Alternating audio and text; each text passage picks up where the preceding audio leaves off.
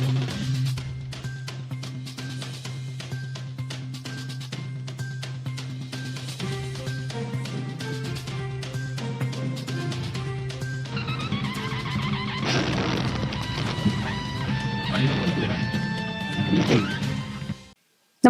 आपण पाहता हिरकणी न्यूज.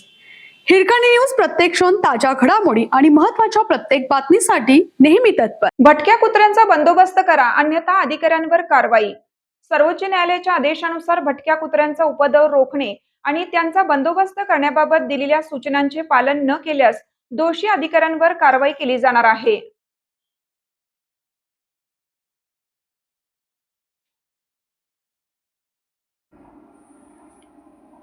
भटक्या श्वानांच्या तक्रारीसाठी हेल्पलाईन क्रमांकही तात्काळ सुरू करण्याचेही आदेश देण्यात आले आहेत. प्राणी जन्म नियंत्रण नियम 2026 हा 20 मार्च 2025 पासून सर्व नागरी स्थानिक स्वराज्य संस्थांमध्ये लागू करण्यात आला आहे. त्यानुसार भटक्या जनावरांमुळे मानवाच्या दैनंदिन जीवनात होणारा उपद्रव तसेच मानव श्वान संघर्ष टाळण्यासाठी उपाययोजना करणं अत्यावश्यक आहे.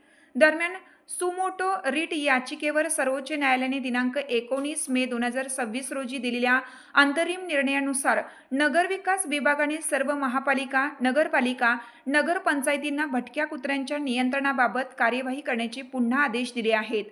न्यायालयाच्या या आदेशांचे उल्लंघन करणाऱ्या अधिकाऱ्यांवर थेट न्यायालयाचा अवमान अंतर्गत कारवाई केली जाईल असा इशाराही शासनाने दिला आहे.